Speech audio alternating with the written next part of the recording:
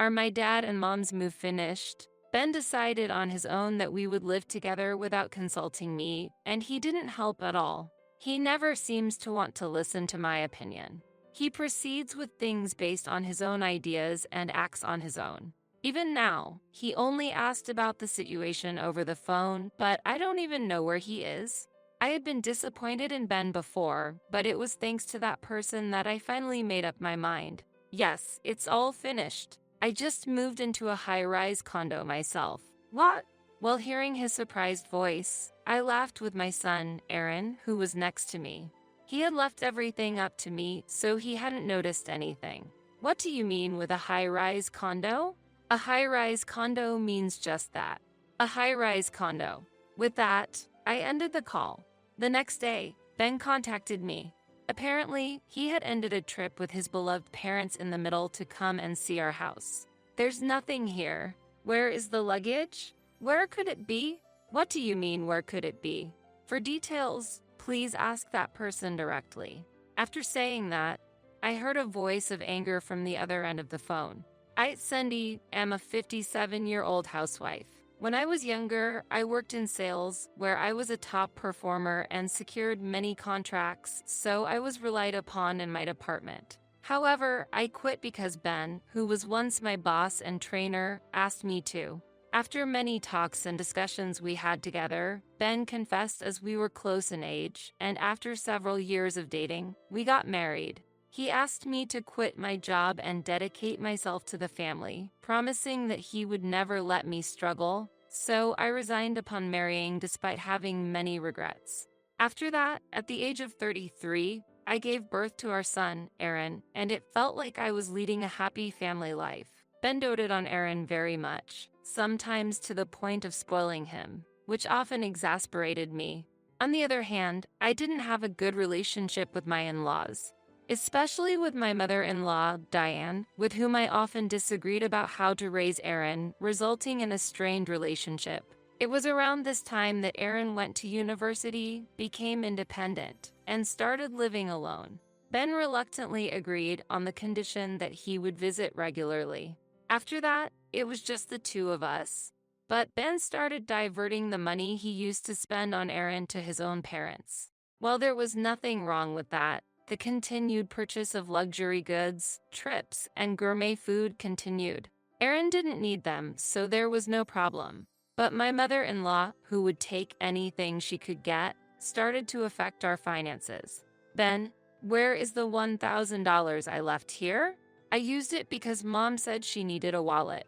What are you talking about? I told you not to touch it because it's for the rent. Shut up. It's my money that I earned. What's wrong with spending it as I like? A mere housewife like you shouldn't complain to the head of the house.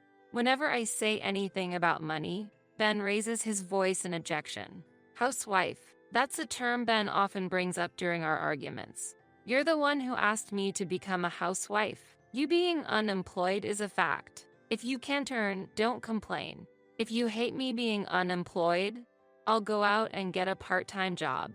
Hey, don't joke around. If I allow my wife to work outside, I'll be seen as incompetent. There are still people with such views today. Ben, unnecessarily proud, wouldn't accept me working outside. When I started working secretly, he found out through his mother where I was working and came yelling at me. In such circumstances, I couldn't even take up a part-time job, so I had no choice but to start working from home. Initially, the income was modest, but it gradually increased, and I was able to manage by using the money for living expenses.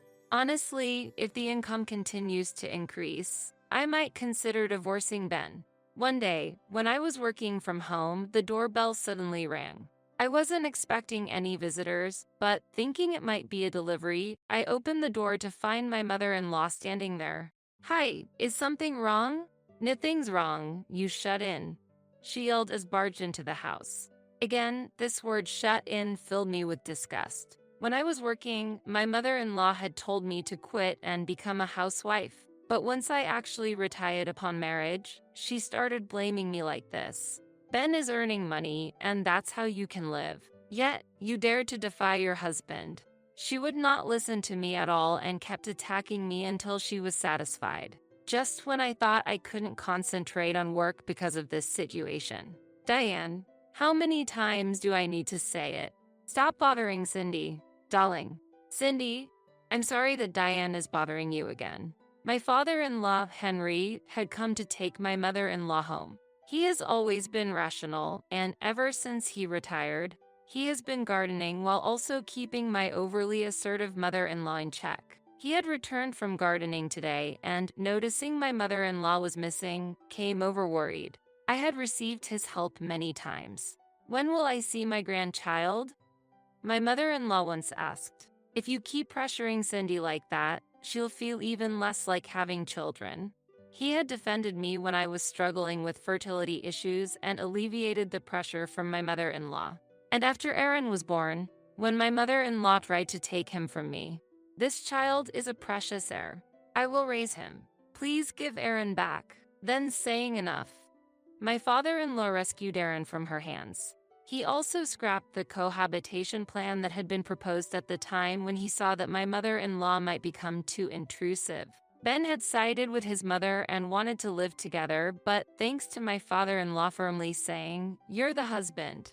Put your wife and child first," we were able to avoid cohabitation. If I had lived with my mother-in-law, I might not have endured her mistreatment. I am very grateful to my father-in-law. Thanks to him, I've been able to maintain a reasonable distance from my in-laws. Amidst being frustrated with life with Ben, I suddenly received news that my mother had passed away.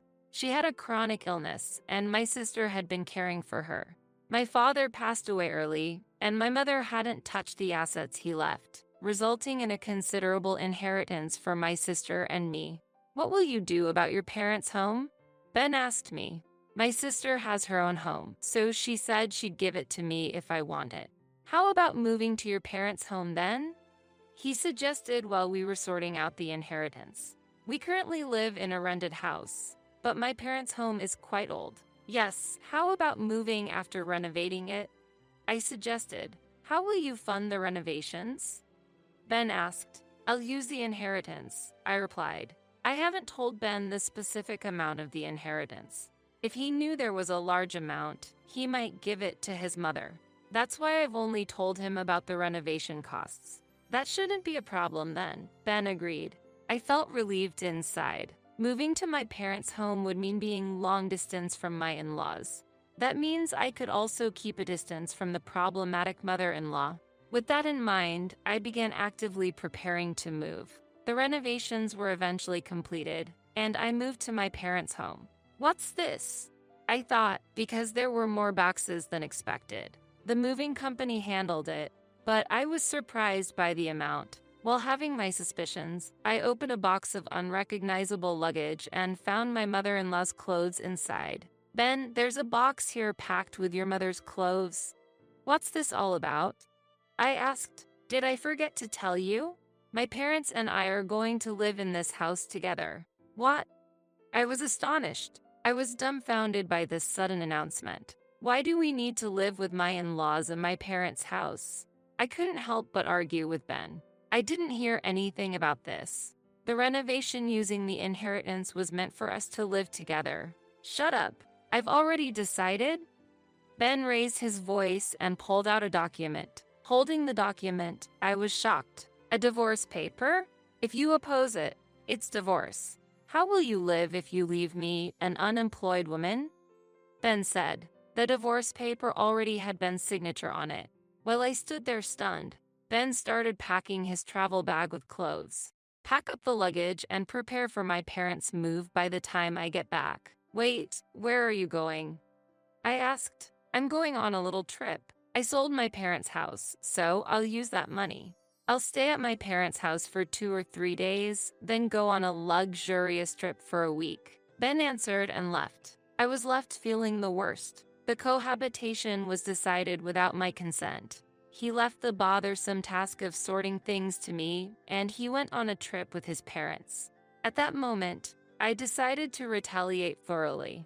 During the preparations to move, I spread the insecticide I had stored throughout the house and left. I am very averse to insects, and although I knew the renovated house was safe, I had bought the insecticide just in case. As I looked at the divorce paper in my hand, the phone suddenly rang.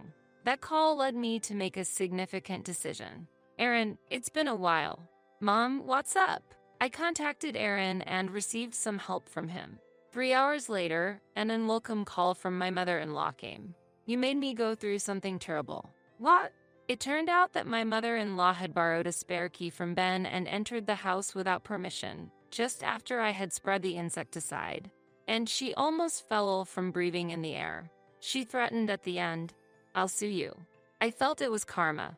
It's a far bigger issue to enter someone's house without permission, I retorted and hung up the phone. Since she's still lively enough to complain over the phone, she must be fine despite inhaling the insecticide. Thinking about cutting ties with such a family made me feel relieved. And a week later, when everything had settled, Ben, who hadn't contacted me at all, reached out. Are my dad and mom's move finished? Ben decided on his own that we would live together without consulting me, and he didn't help at all. He never seems to want to listen to my opinion. He proceeds with things based on his own ideas and acts on his own. Even now, he only asked about the situation over the phone, but I don't even know where he is.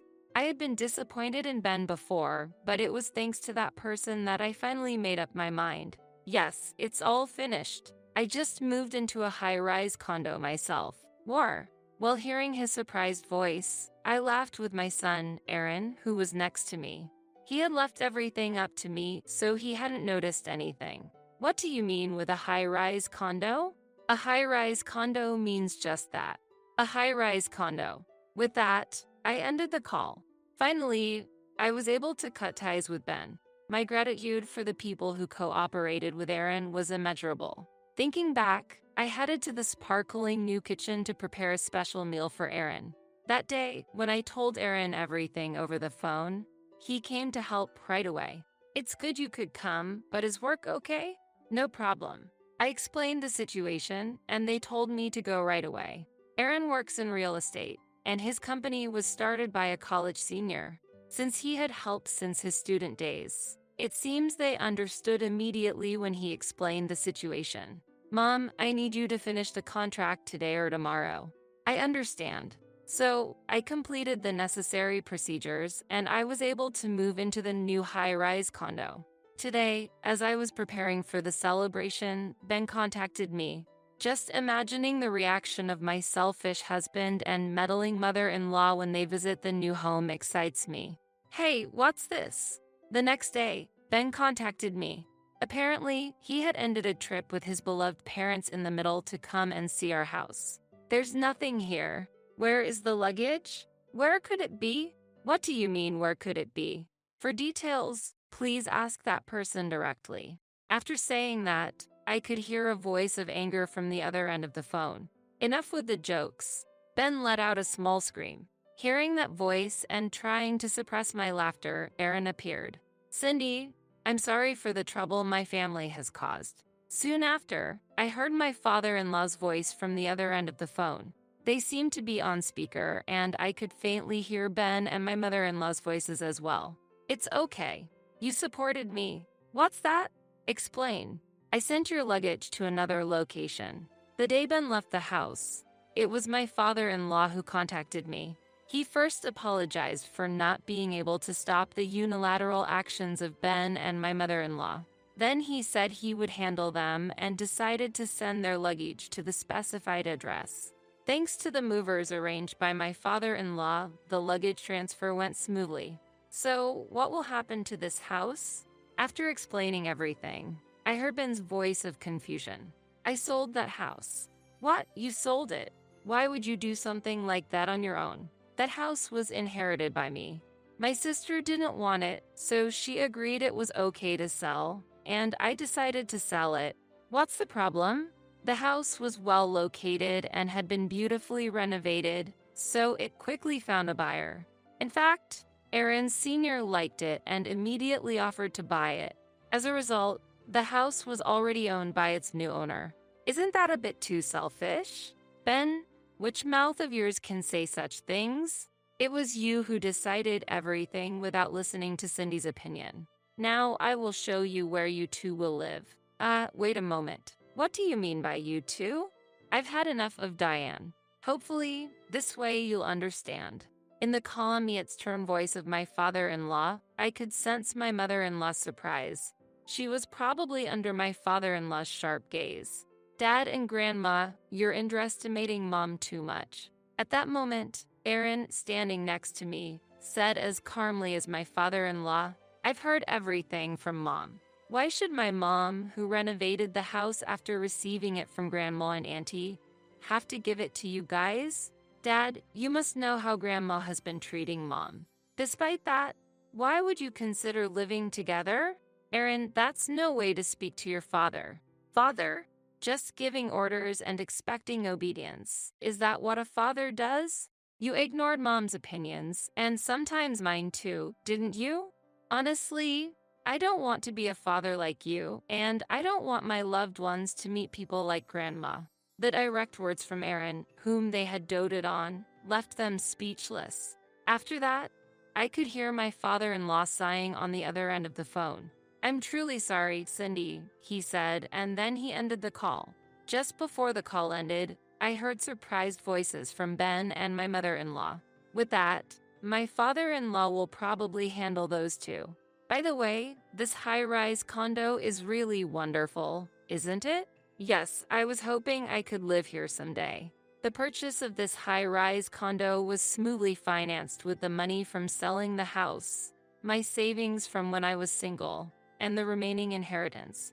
It looks like I will be able to live off the income from my work-at-home job. It seems like we'll have peaceful days ahead for a while.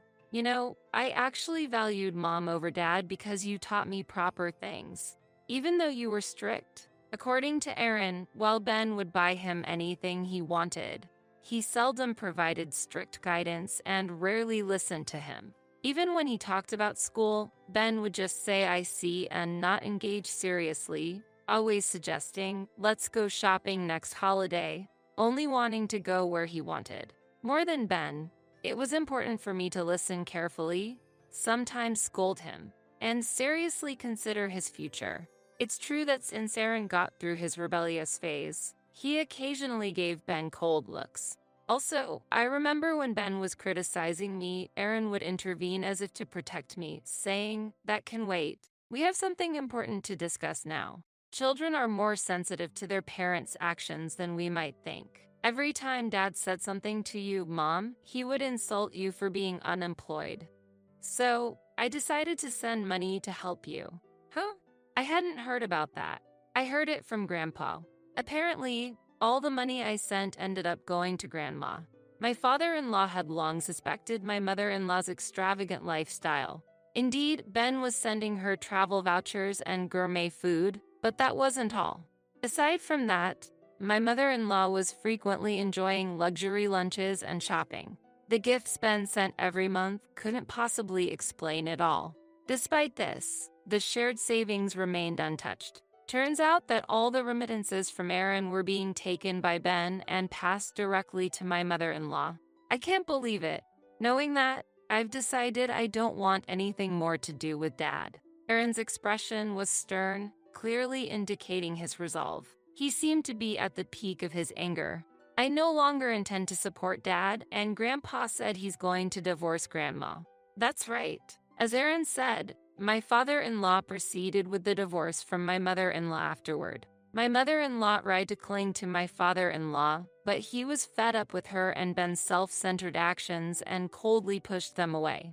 I'll split the assets, but don't expect any inheritance. My father-in-law stated decisively, deciding to spend all his available funds and move into a facility. Due to my mother-in-law's wastefulness, there wasn't much inheritance left in the first place. Afterward, my father-in-law moved into the facility, letting go of my mother-in-law and Ben. As I was finally enjoying some peaceful days, I got another call from Ben. Hey, it's me, Ben. I know. What do you want? It's really tough, really. Reluctantly listening to him, the wasteful spending by my mother-in-law continued as usual. Ben had used up all the money he earned, and now they were even dipping into their living expenses. Previously, I supported the household with the money I earned, and we had remittances from Aaron, but now that these were gone, they were in a difficult situation. You're my wife, aren't you? Help me. No, I'm not your wife anymore. What? The divorce papers I received that day were promptly filled out and submitted by me. That means our marital relationship had already ended long ago. Unbelievable. Why did you submit it that day? You were the one who wrote it and brought it to me, right? I just followed through and submitted it. There shouldn't be any problem. Ben was at a loss for words upon hearing my response. He probably didn't anticipate that his own actions would backfire on him. So, can't we start over? What? No way. I've finally become free from you. There's no reason to go back. As I responded coldly, there was a noise on the other end of the phone. It's me, Cindy. What is it, Diane? It seemed like my mother-in-law had picked up the phone. I felt a strong aversion inside me upon hearing her contrived, sweet voice. I'm really sorry for being cold to you. So, do you remember how much I suffered? You tried to make me quit my job even before we were married, blamed me for not being able to have children, and tried to take Aaron away from me. If it weren't for my father-in-law helping, things would have been much worse. If you were in the same situation, do you think you could forgive me? My mother-in-law kept silent after my question. I will never forget nor forgive the treatment I received from her. And I have no intention to forgive Ben either. While you two were happily traveling, I was being ignored, wasn't I? From now on, please enjoy your wonderful lives. Goodbye. After declaring that, I hung up the phone, blocked his number, and cut off all ties with Ben and his family. Afterward, I heard that Ben and my mother-in-law were reluctantly living in a cheap apartment provided by my father-in-law. Ben had spent so much on his mother that there was hardly any savings left. He had a decent income, so he initially planned to save a bit before moving out. My mother-in-law tried to start housekeeping but was unable to curb her spending habits and do housekeeping, since she had been away from domestic chores for years, thanks to my father-in-law who had retired and taken over the household duties. While she was unaccustomed to housework, she fell and broke her leg, necessitating care. Overwhelmed with caregiving and housework, Ben accumulated fatigue, which led to mistakes at work, resulting in an irrevocable error that eventually forced him to resign. That's why he contacted me for help. Aaron visited and reported on Ben's plight, but he declined to help him. He should have at least saved the money I sent. Indeed, but regretting it now won't help. Meanwhile, my life was progressing smoothly. Thanks to Aaron and his friends recommending me, my client base for home-based work has increased, significantly improving my income. Aaron, who used to barely visit when Ben was around, now comes by frequently, and although he offers to send money, I decline as I'm not struggling financially due to my earnings. Thanks to that, Aaron has been able to save money and has moved into the same high-rise condo. Whenever I bring over some side dishes, he is always delighted and grateful. I'm truly happy. Being able to work at my own pace and having my beloved Aaron nearby makes every day immensely joyful for me. Years have passed. Today is a special day. Mom, I want to introduce someone to you. It's the day Aaron is bringing his fiancée. She is someone I've known well for a long time since she has been dating Aaron since high school. Ben doesn't know about this because it would cause trouble if he found out. Well, I doubt he would be interested anyway. Aaron is a bit too kind, so I feel reassured to entrust him to his capable fiancé. Just this time there is a formal greeting as fiancé and mother, so both of us are somewhat nervous. We know each other, so relax. By the way, there's something important I need to tell you. To my surprise, she was already pregnant with Aaron's child. That's what led to a prompt marriage. But seeing them so happy, I sent my heartfelt blessings. Determined not to become like my mother-in-law, I decided to support them while maintaining a healthy distance. Thanks to such measures, I feel that the relationship with my daughter-in-law is being well maintained. Occasionally, they come to show me their child's face, and we have been going out more frequently without burdening each other. Contrarily, I am unaware of the current situation of Ben and my mother-in-law as they have been abandoned by others. One's actions ultimately return to oneself. I must act carefully. With this awareness, I continue to work and handle household chores within my limits, enjoying a peaceful daily life.